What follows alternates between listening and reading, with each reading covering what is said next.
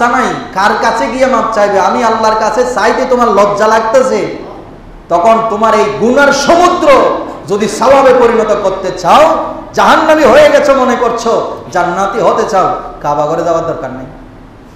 সোজা কথা, কাবা ঘরে যাওয়ার দরকার নাই, সোজাই বলছি। যারা সুন্নাহ ফাউন্ডেশনের শাইখকে মহব্বত করেন, আমি ডাইরেক্ট বলছি, উনি বলছেন মদিনা শরীফ দোয়া কবুলের জায়গা না। আমি বলছি মদিনা শরীফ না গেলে, মদিনা ওয়ালার মহব্বত না থাকলে, খানায় কাবায় সারাদিন সিজদা দিলেও দোয়া কবুল হবে না। আকীদা হবে এটাই। আল্লাহ বলছেন তুমি যদি নিজের নফসের উপরে জুলুম করো, গুনার সমুদ্রে নিমজ্জিত, যাও মক্কা শরীফে না, আরাফাতের ময়দানে গিয়ে কাঁদো না, আমার নবীর কাছে যাও। কার কাছে যাও? আমার নবীর কাছে যাও। আমার নবী পবিত্র করে দিলে তারপরে কাবায় এসে নামাজ পড়ো, তারপর আরাফাতের ময়দানে গিয়ে কি করো? হজ করো। হজের বিনিময় জান্নাত। তুমি জান্নাত কোনোদিন চোখে দেখো নাই? তোমার চোখ কল্পনা করতে, দুনিয়াতে যদি তুমি জান্নাত দেখতে চাও তাহলে আমার নবীর রওজা মুবারক দেখে আসো, রিয়াজুল জান্নাত দেখে আসো, কারণ এটা জান্নাতের অংশ, এটা জান্নাতের কি অংশ। তো এখন আপনি সুন্নাহ ফাউন্ডেশনের নাম দিয়ে কালেকশন করেন, মানুষকে সুন্নতের কথা বলেন, মিসওয়াকার ডিলাকুলুকার মাথার ঘোমটার কথা বলেন, আর নবীর কাছে দোয়া চাইতে গেলে নবীর দরবারে যাওয়া শিরিক বলন করেন, বেদাত মনে করেন। তাহলে আপনার দোয়া, আপনার সুন্নাহ মানুষকে সঠিক পথে নাচ্ছে না বিপদে নিচ্ছে? এই জন্য আপনি তালগোল ভাগাই বলছেন। দিন যখন আল্লাহ তুলে ফেলতে চায়, আকল আস্তে আস্তে কি করি ফেলে, বন্ধ করিয়ে দেয়।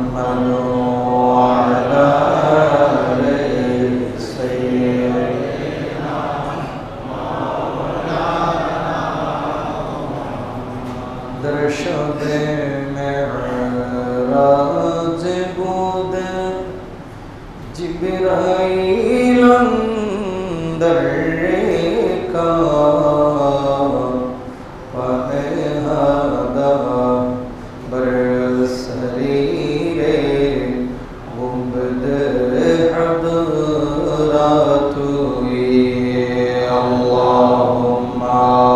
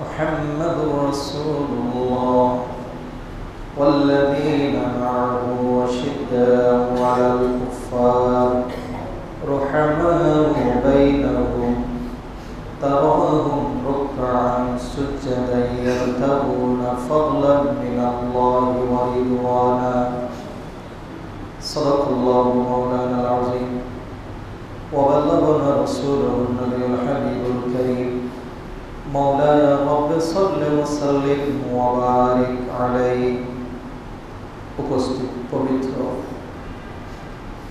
হজের মাসের আজকের এই চতুর্থ জুমাবারে জিলহজ মাসের মোবারকে চতুর্থ জুমাবারে উপস্থিত সম্মানিত মুসল্লিয়ান আযম সামিঈন কিরাম রাহিমানি ওয়া রাহিমাকুমুল্লাহ তাআলা আসসালামু আলাইকুম ওয়া রাহমাতুল্লাহি ওয়া বারাকাতুহু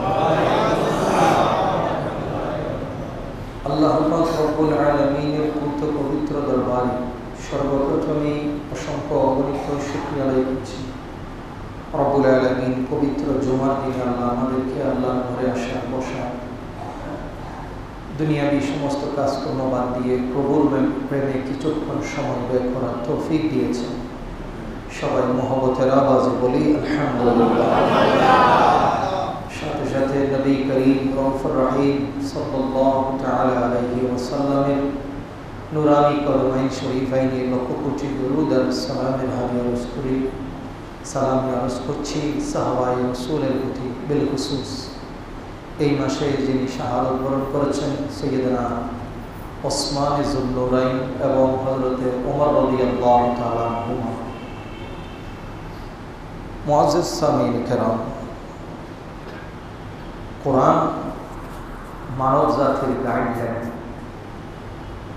কনস্টিটিউশন অফ হিউম্যান বিং, এটা সেই রসুল করিম রউফুর রহিম সাল্লাল্লাহু আলাইহি ওয়াসাল্লামের কাছে আসার পর থেকে কিয়ামত পর্যন্ত ঈমানদারের সংবিধান তথা মানবতার কল্যাণের সংবিধান হচ্ছে পবিত্র কোরআন। যারা আল্লাহকে বিশ্বাস করি তাদের অবশ্যই কোরআনের উপরে পরিপূর্ণ বিশ্বাস রাখতে হবে। কোনো দিকে হেরফের করে কোরআনকে ডিনাই করে নিজের মন গড়া মতবাদকে প্রতিষ্ঠিত করা এটা গোমরাহি, কোনো কোনো ক্ষেত্রে এটা কুফরি। যেমন আমরা এখন কোনো একটা জিনিসকে বৈধতা দিতে গেলে সরি কতিউস সুবুত দরকার। কতিউস সুবুত কি? যেটা কোরআন এবং হাদিস থেকে স্পষ্ট দলিল থাকবে এই জিনিসের ব্যাপারে। কিন্তু কোনো একটা মুস্তাহাব জিনিস যেটা মানুষের জন্য ভালো, এটার জন্য কিয়াসি দলিল হলে কোরআনের সাথে হাদিসের সাথে কোনো একটা আমলের সাথে যদি মিলে যায়, মুস্তাহাব কাজের জন্য ওইটাও দলিল। যেই কাজ করলে সওয়াব আছে, না করলে কি নেই, গুনাহ নেই। কিন্তু যখন কোনো একটা জিনিসকে আপনি ইসলামী শরীয়তের গণ্ডির ভিতরে প্রবেশ করাবেন এবং বলবেন এটা ইসলামী শরীয়তের অংশ, তখন আপনাকে কতিউস সুবুত দরকার হবে, কোরআন এবং হাদিসের স্পষ্ট দলিল দরকার হবে। যেমন মনে কষ্ট নিয়েন না, দুঃখ লাগে তখন আমাদের দেশের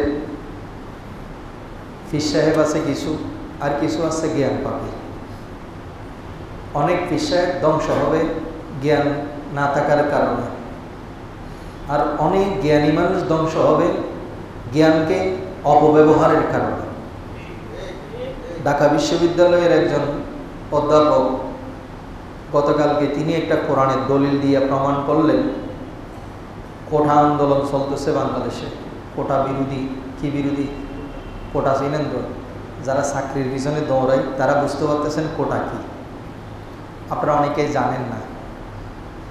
যেমন মুক্তিযুদ্ধ কোটা, উপজাতি কোটা, যে পোষ্য কোটা, প্রতিবন্ধী কোটা, মহিলা কোটা, সংরক্ষিত কোটা, এই কোটার হিসাব করতে করতে যারা জেনারেল, বাংলাদেশের মধ্যে জেনারেল আছে মনে করেন 14 কোটি, আর কোটা আছে মনে করেন 2 কোটি। এখন ওই 2 কোটিরে কোটা হিসাব করতে করতে ওই 2 কোটির জন্য কোটা হয়ে যায় 92%। কয় পার্সেন্ট? আর যারা বাংলাদেশের 12 কোটি যারা, তাদের কোটা আছে কয় পার্সেন্ট? 8%। এই বিষয়টাকে তিনি আমার খুব অবাক লাগছে, কোন জিনিসকে কোন জায়গায় ফিটিং করতেছে। ডাইরেক্ট কোরআনের আয়াত ফিটিং করে দিচ্ছে। কি ফিটিং করছে? সূরা আনফালের 10 নম্বর পারার শুরু দিয়ে একটা আয়াত আছে, 41 নম্বর আয়াত সূরা আনফালের। কি বলা হচ্ছে সেখানে? আল্লাহ বলছেন ওয়ালামু আন্নামা গানিমতুম মিন শাইইন ফাইন্না লিল্লাহি খুমুসা ওয়ালির রাসূল ওয়ালিযিল কুরবা ওয়াল ইয়াতামা ওয়াল মাসাকিন ওয়াবনিস সাবিল। এখানে আল্লাহ কি বলছেন? যুদ্ধলব্ধ সম্পদ, গনিমত যাকে বলা হয়, গনিমত বুঝেন তো? যুদ্ধলব্ধ, যুদ্ধের ময়দানে বিজয় লাভ করার পরে সেখানে কাফেরদের থেকে যে সমস্ত সম্পদ মুসলমানদের হস্তগত হয়, সেই জিনিসগুলোকে বন্টনের ক্ষেত্রে আল্লাহ পাক কিছু দিক নির্দেশনা দিয়েছেন। সেই দিক নির্দেশনা তার 1 নম্বরে আছে। আল্লাহ বলছেন, তোমরা যেই গনিমত অর্জন করেছ তন্মধ্যে একটা অংশ, পঞ্চমাংশ মানে 5 ভাগের 1 ভাগ আল্লাহ এবং রসুলের জন্য বরাদ্দ। এখন বলেন তো, আল্লাহ কি গনিমত খায়? কিন্তু আল্লাহ কি বলেছেন? ফাআন্না লিল্লাহি খুমুসাহু, সর্বপ্রথম বলছে ওয়ালির রসুল, আল্লাহ এবং রসুলের জন্য 5 ভাগের 1 ভাগ নির্ধারিত থাকবে। এর বাকি অংশ কি করবা? ওয়ালিযিল কুরবা, তোমাদের যারা নিকট আত্মীয় আছে, যারা দুর্বল, যারা অসুস্থতার কারণে যুদ্ধে যেতে পারে নাই, তাদেরকে কি করবা? বন্টন করবা। ইনি এই ওয়ালিযিল কুরবার দলিল খাটিয়েছেন কোটার মধ্যে। চিন্তা করে দেখছেন, ওই মুক্তিযুদ্ধ কোটা একটা নিয়ে কথা চলতেছে না, যেটা এর আগে 2018 সাল না 17 সালে কোটা বিরোধী আন্দোলনের মধ্যেই হাইকোর্ট কর্তৃক নিষিদ্ধ করা হয়েছিল। বর্তমানে সেটা হাইকোর্ট আবার জায়েজ করে দিয়েছে। এইটা নিয়ে আন্দোলন চলছে। এখন এই কোটার পক্ষে দলিল দিতে গিয়া ঢাকা বিশ্ববিদ্যালয়ের অধ্যাপক সাহেব দলিল টানলেন গনিমতের মালে যেরকম আত্মীয় স্বজন অধিকার হবে, এই জন্য বাংলাদেশের চাকরির মধ্যে 40% মুক্তিযোদ্ধার ফলাফল নাতিপতি, যদিও যুদ্ধের পরেও অনেকের জন্ম হোক। মুক্তিযুদ্ধে যিনি, তার জন্ম হয়েছে কিসের পরে? মুক্তিযুদ্ধের পরে। এমনও মুক্তিযুদ্ধ কোটায় আন্দোলন করতেছে, মানে কোটার জন্য আপনি অবাক হবেন, যার মুক্তিযুদ্ধের সময় যার বয়স হয়েছে কয় বছর? জোরে বলেন, কয় বছর? এই ছেলে, এটার বয়স কত? এখন পিছনে বসে আছে যে সবুজ পাঞ্জাবি গাড়ি, এর বয়স মিনিমাম 7 থেকে 8 বছর না? আচ্ছা, 5 বছরের বাচ্চা এটা মুক্তিযুদ্ধে কি কি ভূমিকা রাখছে? হাস্যকর বিষয়, সম্পূর্ণরূপে হাস্যকর। সাধারণ ছাত্র যারা মেধাবী, তাদের সাথে এক ধরনের প্রতারণার সামিল। আমার অবাক লাগতেছে, এই সমস্ত জ্ঞান পাপী কোরআনের দলিল খাটাচ্ছে কোথায়? এই জায়গায়। এর আগে আমরা আরো দেখেছি তো, কোরআন শরীফের নৌকার কথা আছে না? এই কথা বলেন না। আমাদেরই এলাকার একজন এমপি, উনি নৌকার প্রার্থী হয়েছে, ওনার বিরুদ্ধে স্বতন্ত্র প্রার্থী দাঁড়িয়েছেন।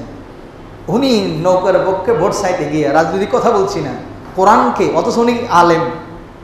ইনি আলেম কিনা জানি না, বর্তমানে যিনি কোটাকে, মুক্তিযুদ্ধ কোটাকে কোরআনের আয়াতের সাথে গনিমতের মালের সাথে ঢুকাই দিচ্ছে, কিন্তু যিনি নৌকার পক্ষে ভোট চাওয়ার জন্য বলে যে নৌকার বিরোধিতা করা যাবে না, কারণ নৌকার কথা আল্লাহ কোরআনে বলছে। রেকর্ড আছে, কি আছে? রেকর্ড আছে। এখন কোন নৌকার কথা বলছে এটা তার বলে নাই। এটা কি বাংলাদেশের ফতিক নৌকা নাকি নূহ আলাইহিস সালামের নৌকা? বলেন তো এবার, কোন নৌকার সাথে কোন নৌকার রেফারেন্স টানি ঢুকাই দিছে? নূহ আলাইহিস সালামের নৌকা ছিল ইমানদারের নাজাতের নৌকা। যারা ইমানদার তারাই ওই নৌকায় আরোহণ করেছে। এখন বাংলাদেশে যারা নৌকা করেন সবাই কি ভালো মানুষ? আমি সবাইকে খারাপ বলছি না, প্রধানমন্ত্রীও সবাইকে ভালো মনে করেন না, বঙ্গবন্ধু নিজেও ভালো মনে করেন নাই। ভাই ডকুমেন্টস আছে, আমার কথা কেন নিচ্ছেন? সোরের খনি পেয়েছেন, উনি নিজেই বলেছেন। তো আমি আপনি বললে দোষ, যত দোষ আমি বললে সমস্যা।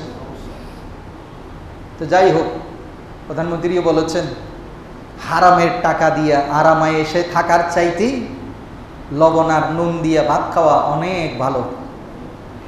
আছে না? এটা আমি কালকেও দেখছি ডায়লগ, এটা মাননীয় প্রধানমন্ত্রী।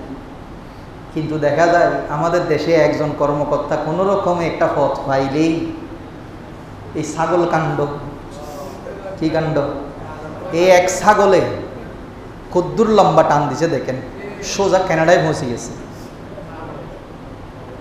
আর রাষ্ট্রীয় সম্পদ, আর যার থেকে ছাগল কিনছে ইতে বেচারাও এখন কিনে শান্তি নেই। কি এক ছাগল বিক্রি করছে, এক ছাগলে সব শেষ, ইতার ফার্মও শেষ, ইতার এখন সম্পত্তি নিয়ে কি দিছে, টান দিছে। মজার বিষয় হচ্ছে যাদের জন্য এই ছাগল কিনা, যেই ছাগল পুত্র, কি পুত্র, ছাগল পুত্র, যে 15 লাখ টাকা 12 লাখ টাকার ছাগল কিনে এই কাণ্ড বাংলাদেশে ঘটাই দিল। ওই একটা কথা আছে, কান টানলে কি আসে, এখন মাথা না, এখন পুরো কবর থেকে তুলি আসতেছে। কি এক কাণ্ড হয়ে গেল। এই যে দুর্নীতির মানে মহড়া, এখন আমরা যদি এগুলো বলি আপনারা বলবেন হুজুর এগুলো তো মনে হয় রাজনৈতিক আলাপ। জি না, আমি দুইজন ব্যক্তির কথা বলেছি এখানে আজকে, স্পেশালি সালাম দিয়েছি।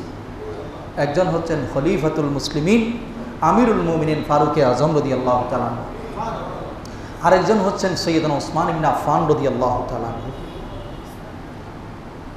এই একটা ফিতনা হচ্ছে দুনিয়া নিয়ে, আরেকটা ফিতনা ধর্মীয়ভাবে ছড়াও হয়েছে। আমি দুইটা কথা বলেছি, এক, জ্ঞানীরা জ্ঞানকে অপব্যবহারের কারণেই সমাজকে ধ্বংস করবে। এই যেমন এই ব্যক্তি নৌকার, নূহ আলাইহিস সালামের নৌকার সাথে এই নৌকারে কি করে দিছে, মিলাই দিছে।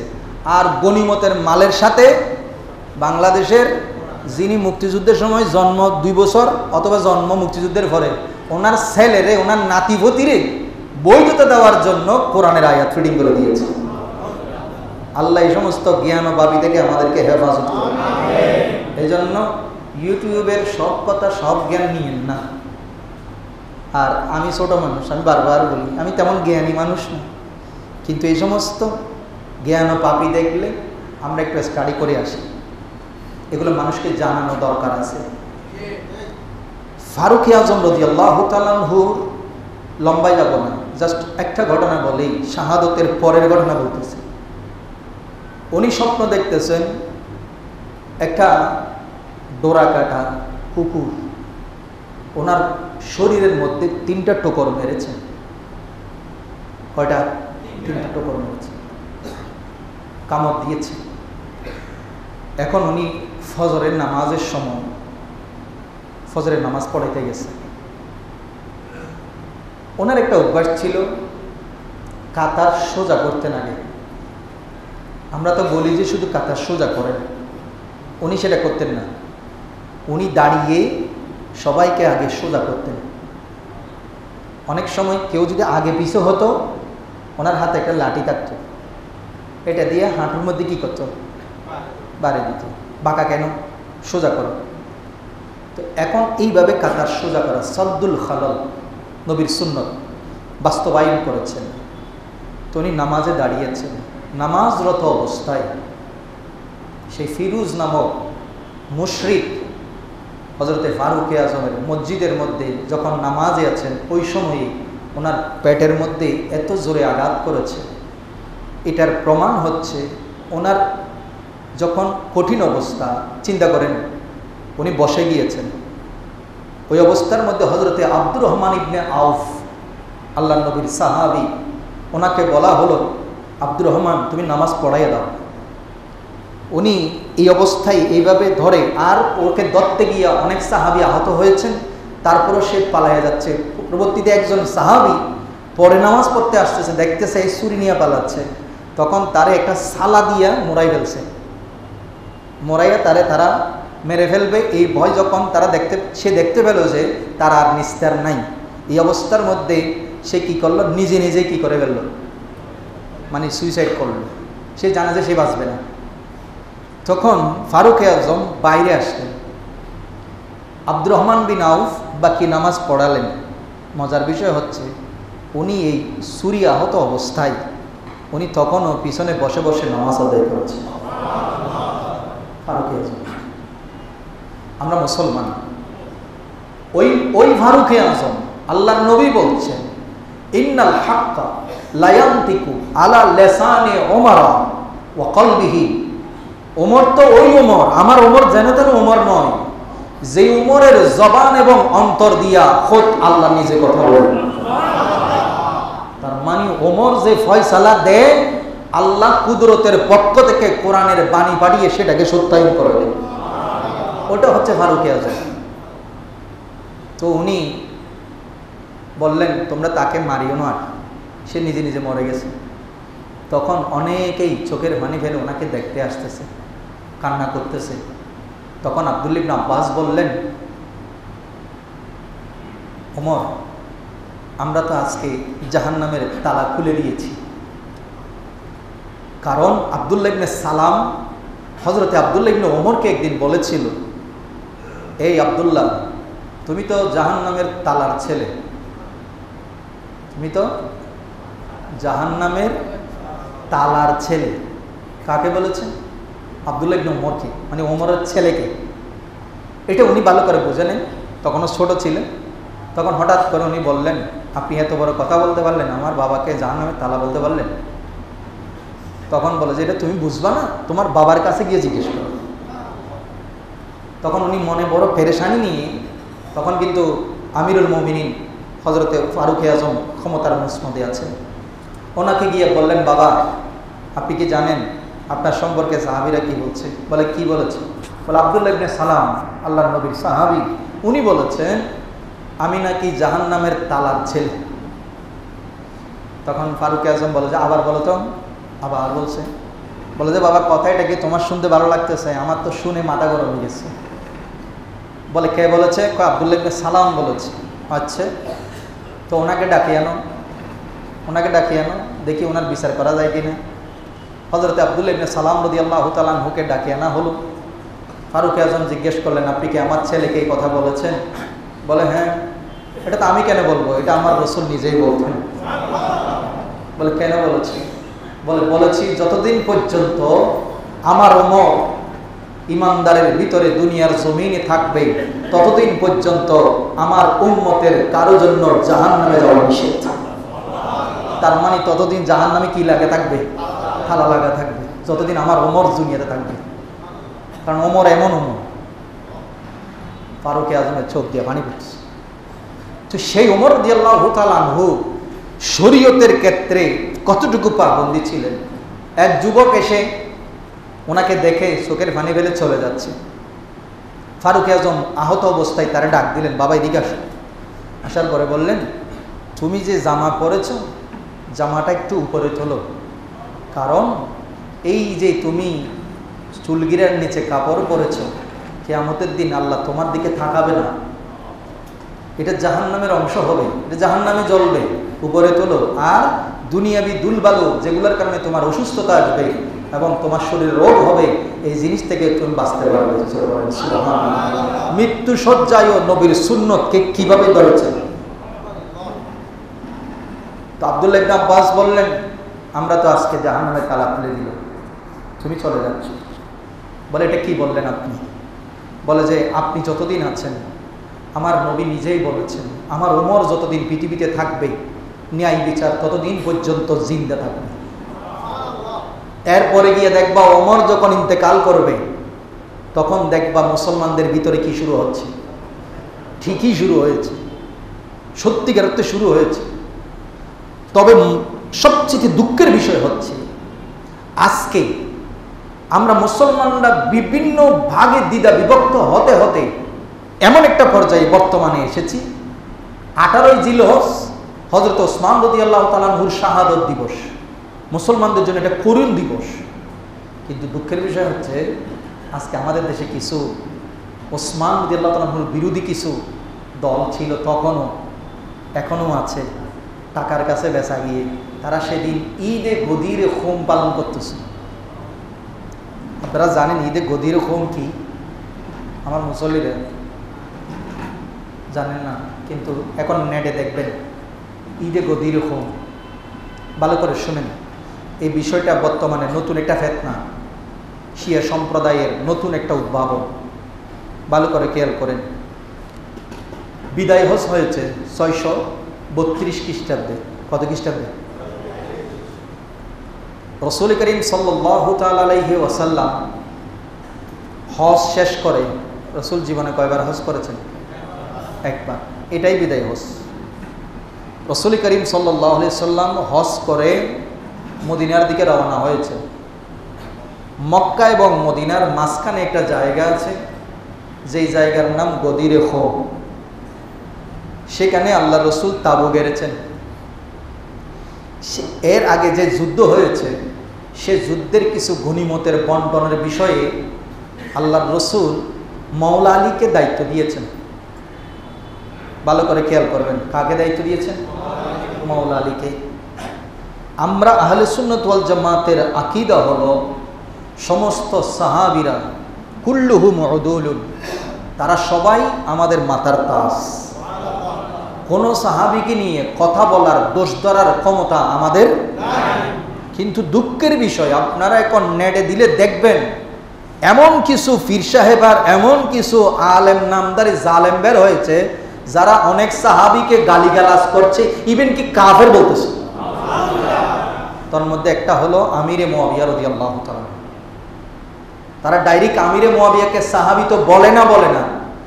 প্রথমে বলতো বাগী, দ্বিতীয়ত বলতেছে মোরতাদ, 3 নম্বর এখন ডাইরেক্ট বলতেছে আমিরে মুয়াবিয়া কাফের ছিল। আচ্ছা ভাই, আমিরে মুয়াবিয়া কি ছিলেন আল্লাহ রসুল জানতেন না? তাহলে আল্লাহ রসুল জেনে শুনে কেন ওনাকে ওহী লেখার দায়িত্ব দিয়েছেন? জেনে শুনে। তার মানে তুমি পীর সাহেবের চাইতে আল্লাহ রসুল কি কম বুঝছিল? ফারুক আজম কি আমিরে মুয়াবিয়াকে চিনে নাই? সিদ্দিক আকবর চিনে নাই? ওসমান জুন্নুরাইন চিনে নাই? 1,24,000 সাহাবী, 100 লক্ষ সাহাবী আল্লাহর নবীর হিনে হায়াতের মধ্যে ছিলেন। ওনারা কেউ কি কোনোদিন আমিরে মুয়াবিয়াকে কাফের বলেছেন? মোরতাদ, বাগী বলেছেন? কিন্তু দুঃখের বিষয়, আজকে ইউটিউবের ফিতনা, ফেসবুকের এক মৌলবীর একদিকে তো আছেই, অন্যদিকে এই সুন্নির ভিতরে এই সমস্ত নামদারি শিয়ারা আজকে দালালি করতেছে, বিভিন্ন সাহাবীকে নিয়ে গালিগালাজ করছে। শুনলে অবাক হবেন, মা আয়েশা সিদ্দিকাকে পর্যন্ত গালিগালাজ করছে। কাকে? মা আয়েশাকে। যেতে যেতে হক এতটুকু পার হয়ে গেছে, ওসমান রাদিয়াল্লাহু তাআলা আনহুর বিষোদ্গার করছে, ফারুক আজম, সিদ্দিক আকবরকে পর্যন্ত তহমত দিচ্ছে। আমি আজকে আপনাদেরকে একটা হাদিস শুনাই। আল্লাহ রসুল সাল্লাল্লাহু আলাইহি ওয়াসাল্লাম এই 4 জন সাহাবীর ব্যাপারে আল্লাহ রসুল কি সুন্দর একটা উপমা দিয়েছেন। এই উপমাটা আল্লাহর পক্ষ থেকে জিবরিল আমিনের মারফতে জান্নাতি একটা উপহার দেওয়া হয়েছে। এটা জোরে বলেন সুবহানাল্লাহ। এই জন্য আমি আয়াত তেলাওয়াত করেছি, ওয়াল্লাযিনা মাআহু আশিদ্দাউ আলাল কুফফার। যারা আল্লাহর নবীর সাথে ছিলেন, তারা কাফেরদের ব্যাপারে খুব কঠোর ছিলেন।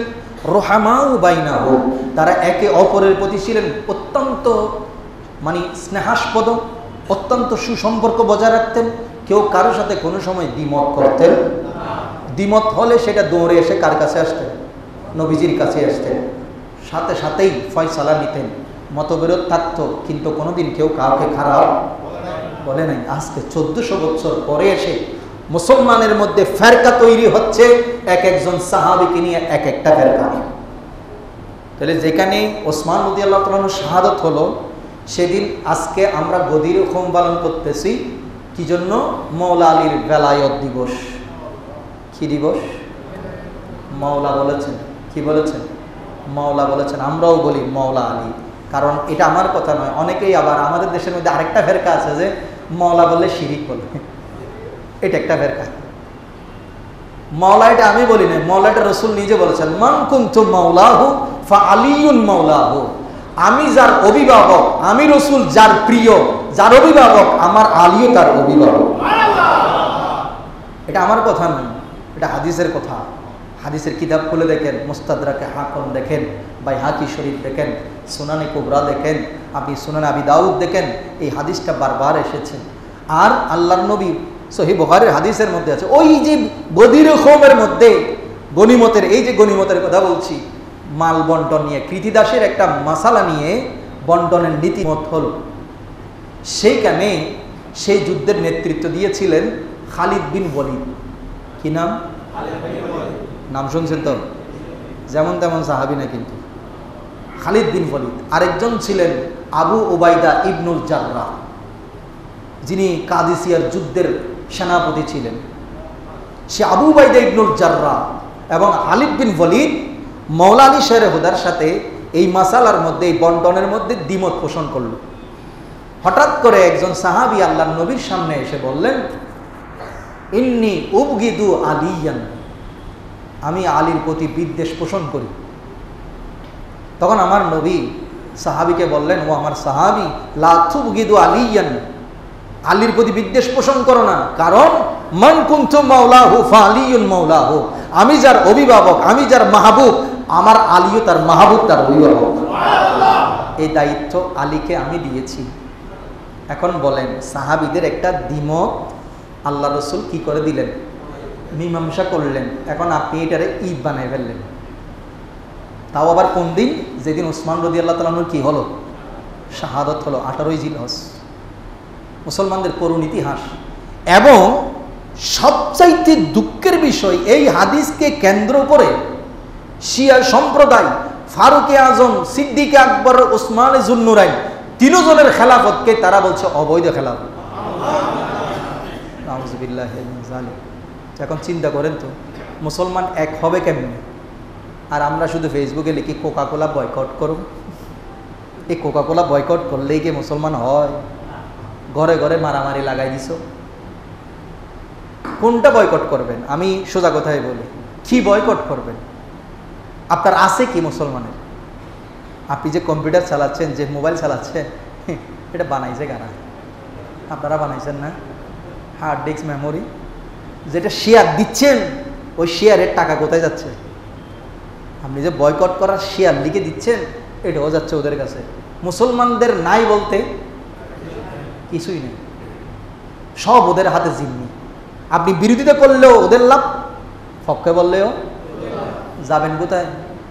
গিলতেও পারবেন না, ফেলতেও পারবেন না।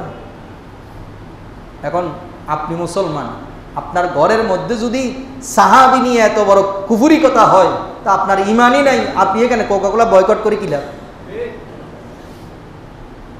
আপনি মওলা আলীকে নিয়ে গালিগালাজ করছেন, আপনি সিদ্দিক আকবরকে নিয়ে গালিগালাজ করছেন, মা আয়েশার মতো জলিলুল কদর সাহাবিয়াকে নিয়ে, উম্মুল মুমিনিনকে নিয়ে গালিগালাজ করছেন। আপনার ঘরে আপনার ইমান টাকার কাছে বিক্রি করে দিয়েছেন, আর আপনি এখন কোকাকোলা বয়কট করে ইমানদার হয়ে গেছেন। এই হলো মুসলমানের অবস্থা। মুসলমান হওয়া দরকার ছিল রুহামাউ বাইনাহুম, এক মুসলমান আরেক মুসলমানের জন্য জীবন দেওয়া দরকার ছিল। আজকে আমরা কি করছি? যাই হোক, কথা অনেক লম্বা, দুঃখের কথা। মুসলমানদের ফেরকা কোথায় কোথায় তৈরি হচ্ছে। আর কিছু আছে ডাইরেক্ট সাহাবীদেরকেই আমাদের মাপকাঠি নয় বলতেছে। আরেক দল বাইরেছে কি সাহাবীরা আদর্শের মাপকাঠি নয়। আবার আরেক ফেরকা বাইরেছে আসুন্না ফাউন্ডেশন, নাম দিছে কি ফাউন্ডেশন? সুন্নাহ ফাউন্ডেশন। সুন্নাহ কার? আল্লাহর না নবীর? জোরে বলেন না। আচ্ছা, নবীর দরবারে গিয়া দোয়া কবুল হয় না, কিন্তু উনি সুন্নতের তালিম দিচ্ছেন। উনি বলছেন মদিনা শরীফে দোয়া, হ্যাঁ দোয়া কবুল, দোয়া কবুলের জায়গা সব কোথায়? মক্কায়। আমি বললাম মোল্লা, এই নাকি আপনার সুন্নাহ? এই আপনার দিক নির্দেশনা? এত টাকা পয়সার মালিক, কোটি কোটি টাকার মালিক, কোন দলিলে ফতোয়া দিলেন? অথচ কোরআন বলছে সবচাইতে বেশি দোয়া কবুলের জায়গা হচ্ছে সরকারের দরবার। ওয়ালাউ আন্নাহুম ইয যালামু আনফুসাহুম জাউকা ফাস্তাগফিরুল্লাহ ওয়াস্তাগফারা লাহুমুর রাসূল লাওয়াজাদুল্লাহা তাওয়াবার রহিমা। তুমি যখন গুনাহ করতে করতে দুনিয়া আঁধার দেখবা, কোনো রাস্তা নাই, কার কাছে গিয়ে মাপ চাইবে? আমি আল্লাহর কাছে চাইতে তোমার লজ্জা লাগতেছে, তখন তোমার এই গুনার সমুদ্র যদি সওয়াবে পরিণত করতে চাও, জাহান্নামী হয়ে গেছো মনে করছো, জান্নাতি হতে চাও, কাবা ঘরে যাওয়ার দরকার নেই। সোজা কথা, কাবা ঘরে যাওয়ার দরকার নাই, সোজাই বলছি। যারা সুন্নাহ ফাউন্ডেশনের শাইখকে মহব্বত করেন, আমি ডাইরেক্ট বলছি, উনি বলছেন মদিনা শরীফ দোয়া কবুলের জায়গা না। আমি বলছি মদিনা শরীফ না গেলে, মদিনা ওয়ালার মহব্বত না থাকলে, খানায় কাবায় সারাদিন সিজদা দিলেও দোয়া কবুল হবে না। আকীদা হবে এটাই। আল্লাহ বলছেন তুমি যদি নিজের নফসের উপরে জুলুম করো, গুনার সমুদ্রে নিমজ্জিত, যাও মক্কা শরীফে না, আরাফাতের ময়দানে গিয়ে কাঁদো না, আমার নবীর কাছে যাও। কার কাছে যাও? আমার নবীর কাছে যাও। আমার নবী পবিত্র করে দিলে তারপরে কাবায় এসে নামাজ পড়ো, তারপর আরাফাতের ময়দানে গিয়ে কি করো? হজ করো। হজের বিনিময় জান্নাত।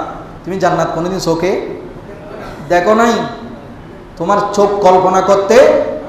দুনিয়াতে যদি তুমি জান্নাত দেখতে চাও, তাহলে আমার নবীর রওজা মুবারক দেখে আসো, রিয়াজুল জান্নাত দেখে আসো, কারণ এটা জান্নাতের অংশ। এটা জান্নাতের কি অংশ? তো এখন আপনি সুন্নাহ ফাউন্ডেশনের নাম দিয়ে কালেকশন করেন, মানুষকে সুন্নতের কথা বলেন, মিসওয়াকার ডিলাকুলুকার মাথার ঘোমটার কথা বলেন, আর নবীর কাছে দোয়া চাইতে গেলে নবীর দরবারে যাওয়া শিরিক বলন করেন, বেদাত মনে করেন। তাহলে আপনার দোয়া, আপনার সুন্নাহ মানুষকে সঠিক পথে নাচ্ছে না বিপদে নিচ্ছে? এই জন্য আপনি তালগোল ভাগাই বলছেন। দিন যখন আল্লাহ তুলে ফেলতে চায়, আকল আস্তে আস্তে কি করিবে না, বন্ধ করিয়ে দেয়। এই জন্য আপনি ভিসা খাওয়া জায়েজ করে দিয়েছেন। কি খাওয়া জায়েজ করে দিয়েছেন? এই নবীর শানে বেয়াদবি করার পরে এই ফতোয়া আসছে। এখন ভিসা খাওয়া জায়েজ করছেন কেন? একদিকে বলছেন নবীর মদিনা শরীফে দোয়া কবুল, তার মানে মদিনা শরীফ যাওয়ার দরকার নেই, হজ করে সোজা কোথায় চলে আসো, বাড়িতে চলে আসো। তুমি বুঝাতে যাচ্ছ সেটাই, আকল আল্লাহ ছিনিয়ে নিয়েছেন। সেজন্য কোরবানির মশালার ফতোয়া দিতে গিয়ে কি করে দিলেন? পরে দেখলাম যে না, এটা টাকার জন্য দিছে ফতোয়া। এটা কাতার, দুবাই, আরব আমিরাত, বিভিন্ন জায়গা থেকে ওনাদের কি আসে? হ্যাঁ, রিয়াল আসে। কি আসে? রিয়াল আসে। এখন ওরা তো খায়, হুজুরে ফতোয়া দিছে, কিন্তু এটাই ওনার পক্ষে যারা সাফাই গাচ্ছে ওরাও ফতোয়া দিচ্ছে, কয় আরবে খায়, কাতারে খায়, ওমানে খায়, ব্যবসা বাণিজ্য হয়, বেচা কিনা হয়। ও ভাই, কাতার ওমান সব কিছু হয়, কিন্তু এটা তো শরীয়তের দলিল নয়। ওই টাকাগুলো যদি ফান্ডে না আসে আবার, এই জন্য ওদেরকে খুশি করতে গিয়ে কি দেওয়া হলো? আচ্ছা, ফতোয়াকে মানুষের খুশির জন্য হবে নাকি আল্লাহ এবং রসুলের কথা মতো হবে? এখন আমরা ফতোয়াও বেশি, কি বেশি? ফতোয়া বেশি, ফতোয়া বেশি, টাকা ইনকাম করতেছি। আল্লাহ এই সমস্ত ফেরকা থেকে হেফাজত করবে। তো আপনি নিজের সামান্য দুনিয়ার লোভের কারণে আপনি একটা শরীয়তের মাসালাকে এইভাবে ডিঙ্গাই ফেললেন। জায়েজ না জায়েজের প্রশ্ন আসবে, আপনি কোরআন হাদিস স্কুলে আগে ঘাঁটি, তারপর ফতোয়া দিবেন। এখন আপনি সুন্নার নাম দিয়া অসুন্নতের কাজ করতেছেন, ঢিলাকুলুক মিসওয়াক। আপনি এখন বেদাত মিসওয়াক, আমি দরুদ শরীফ পড়লে বেদাতের ফতোয়া দেন। আমি আল্লাহুম্মা সাল্লি আলা সাইয়্যিদিনা মুহাম্মাদিন বললে আপনি বলেন যে এটা মেড ইন চায়না। আমি সালাতুন ইয়া রাসূলুল্লাহ বললে আপনি বলেন যে যেটা হচ্ছে মেড ইন চিটাগং। আপনি তখন ফতোয়া বাইর করেন, কিন্তু আপনার সুন্নাহ ফাউন্ডেশনে আপনি যে এই ইহুদিদের মিডিয়া ব্যবহার করে এরকম উদ্ভট আজে বাজে ফতোয়া দিয়ে টাকা ইনকাম করতেছেন, ভিউ বাড়াচ্ছেন, টাকাটা কি হালাল মৌলবি? হ্যাঁ, মৌলবি আগে জানার চেষ্টা করো, কি ফতোয়া দিয়ে কি টাকা ইনকাম করতেছে। আগে নিজের ইনকাম হালাল করো, তারপরে মানুষকে সুন্নতের উপদেশ দাও। এখন আমরা বললে আপনারা মনে করবেন যে সমনি মসজিদের কি কত বড় সাহিব, মাথা কত সুন্দর কথা, কি সুন্দর সুন্দর কথা বলে। এই জন্য আমি গত জুমায় বলেছিলাম, নিম গাছ কি, নিম পাতাও কিতা, তবে কিন্তু মেডিসিন, তবে কি মেডিসিন। তো যাই হোক, এটাই বলছিলাম, আজকে আমরা ফেরকায় বিভক্ত। গদির হোমকে নিয়ে আরেকটা ফেরকা তৈরি হলো। অনেক দরবারে দেখলাম যে ওই ঈদ পালন করছে নাকি, আমরা তো মাহফিলে বক্তা নিয়ে গেলে কি দিই? হাদিয়ে দিয়েছি। আমাদেরকে দাওয়াত দিয়ে নিয়ে গেলে কি দে? আসা যাওয়ার হাদিয়ে দেয় না? দে তো, আমরা 1,50,000 টাকা দেন, বিমানে করি আনেন। এখন শুনলাম যে যারা এই ঈদ পালন করতে যায় শ্রোতাদেরকেও নাকি কি দেওয়া হয়? টাকা দেওয়া হয়। টাকা দিলে এখন আপনি যখন গেলেন বক্তব্য শুনবেন যে কিছু না, বসবেন, বক্তব্য শুনবেন, আপনার এই টাকা আসার সময় প্যাকেট একটা কী করে দিছে, ধরাই দিছে। এখন বলে যে আপনি আর কি ছাড়বেন? জোরে বলেন ছাড়বেন। পরবর্তীতে ডাক দিলে সাথে সাথেই চলে যাবেন। কিসের লোভে? ইমান আসেনি। জি জি জি, বুঝার বিষয়, কঠিন বিষয়। গদির হোম ঈদ পালন করতেছেন কিসের জন্য? সাহাবায়ে কেরাম অন্যদের খেলাফতকে ডিনাই করার জন্য। অসম্ভব। মুসলমান এই ফেরকাগুলো যতদিন পর্যন্ত মুসলমানের ভিতরে কাজ করবে, আপনি কিসের নামাজ পড়তেছেন, কিসের সুন্নাহ পালন করছি, আমার ঈমান আছে কিনা সেটাই আমি জানি না। অথচ আল্লাহ নিজেই বলে দিয়েছেন, রাদিয়াল্লাহু আনহুম ওয়া রাদু আন, আল্লাহ তাদের উপরে রাজি, তারাও আল্লাহর উপরে রাজি। এখন আপনি এসে যাদের উপরে আল্লাহ বললেন রাজি, রসুল বললেন রাজি, এখন আপনি এসে বলতেছেন এরা কাফের, এরা মুরতাদ, এরা ক্ষমতা লুবী ছিলেন। আপনি সিদ্দিক আকবর ফারুক আজমের শানে আরো কত বড় মিথ্যা তোহমত ফারুক আজমের শানে দিয়েছে। কি বলছে জানেন? ফারুক আজম নাকি মা ফাতেমার পেটের মধ্যে লাথি মারছিল। আস্তাগফিরুল্লাহ আল-আযীম। আপনি এখন আমাদের সমাজকে, সন্তানদেরকে কিভাবে আমরা দ্বীনের পথে রাখবো, কিভাবে রাখবো? কারণ সে তো আমার কথা শোনার জন্য জুমায় আসে না। জুমায় আসে যে আমি যখন নামাজ শেষ করার পথে, তখন খুতবা শেষ হলে দৌড়ি দৌড়ি আসে। এত আমার কথা শুনতেছে না, 2 মিনিটে শাইখের বক্তব্য শুনতেছে, বাইরালি শিয়াদের কথা শুনতেছে, যারা সিদ্দিক আকবরকে গালি দিচ্ছে, আমিরে মুয়াবিয়াকে কথায় কথায় কাফির বলতেছে, এরকম কিতাব তুলে বলতেছে। 12 জনের নাম আছে, 12 জন।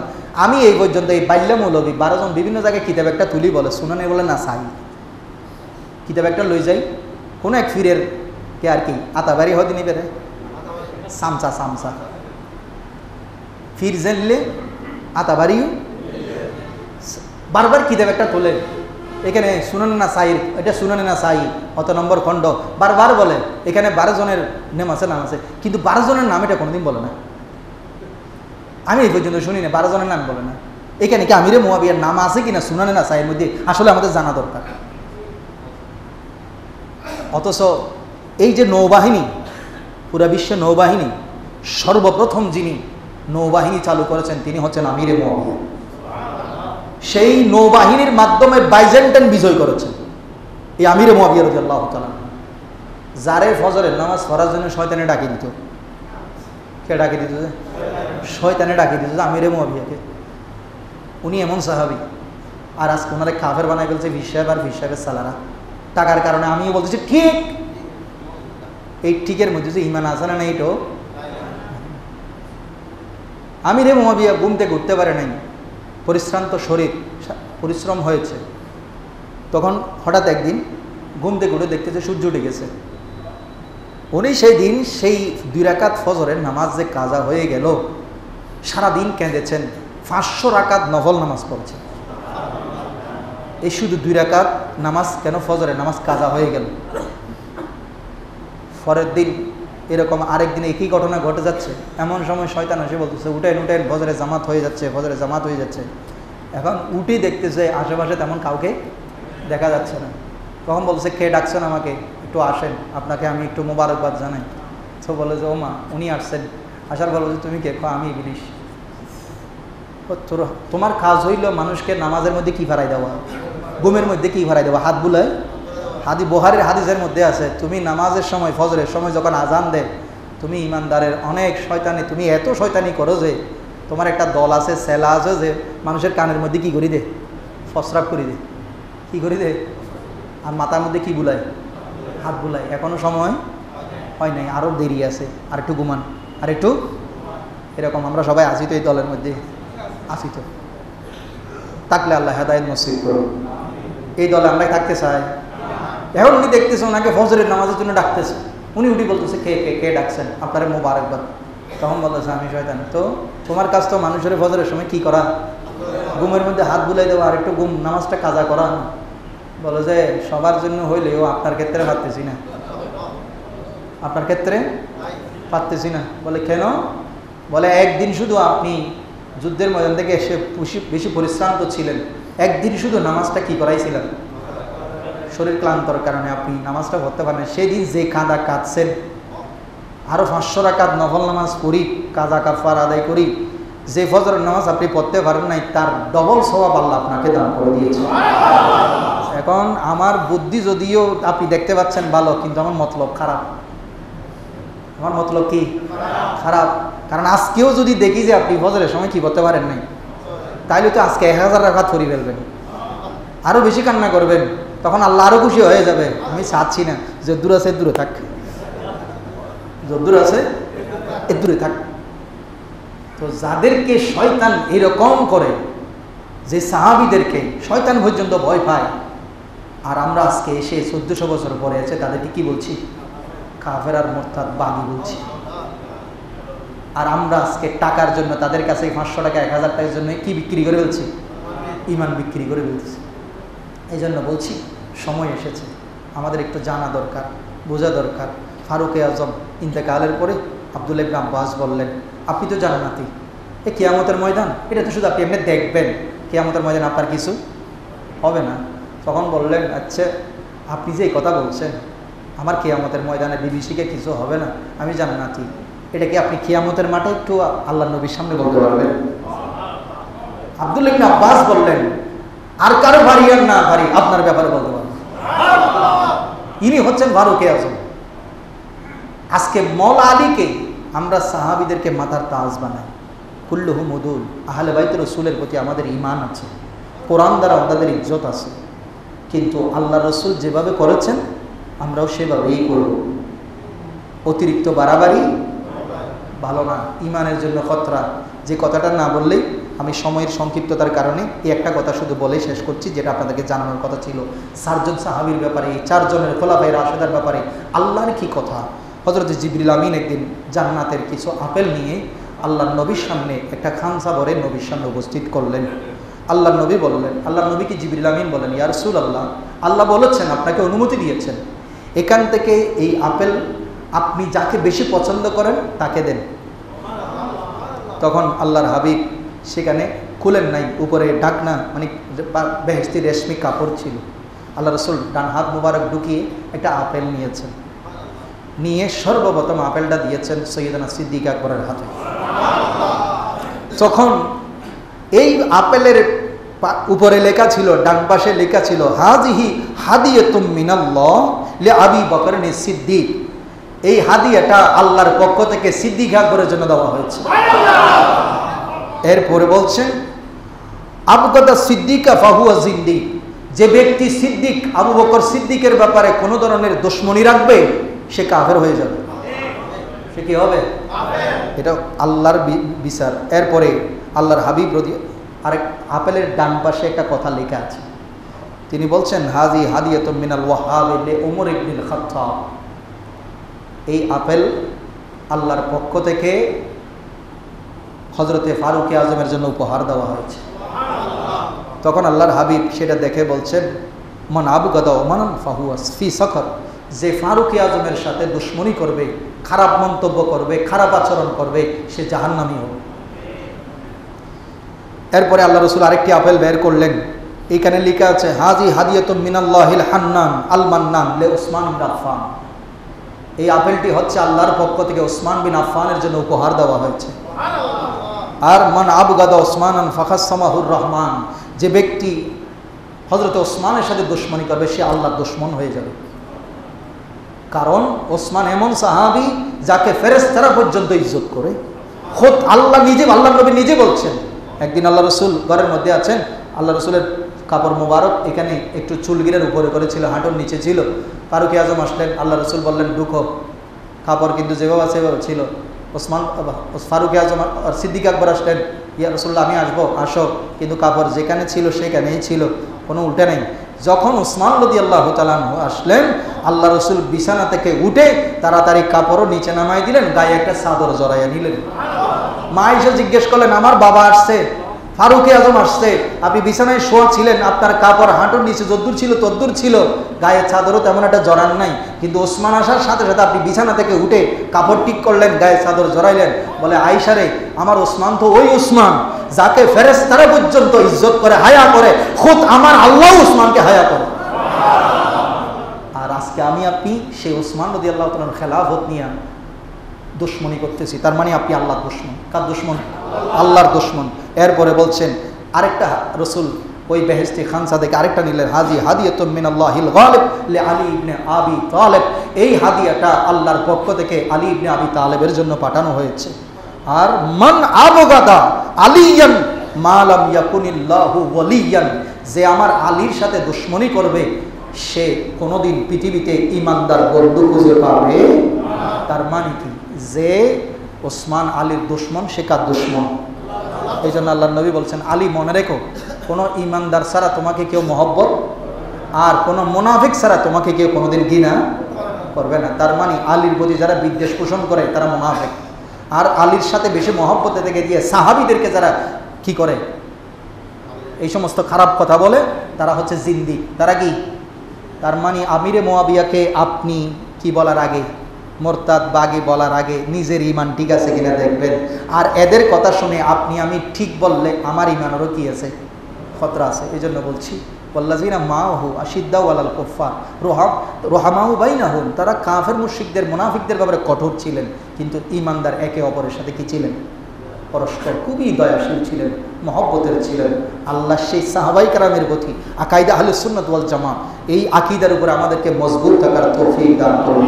বাতিল ফেরকার এই সমস্ত খপ্পর থেকে, শিয়া থেকে, রাফিজি থেকে, খারিজি থেকে, সালাফি থেকে, আহলে হাদিস থেকে যারা সাহাবাই কেরাম মানতে চায় না, যারা সাহাবীদের কথাকে আদর্শের মাপকাঠি মানতে চায় না, এদের থেকে আল্লাহ আমাদের ঈমান আকীদাকে হেফাজত করুন।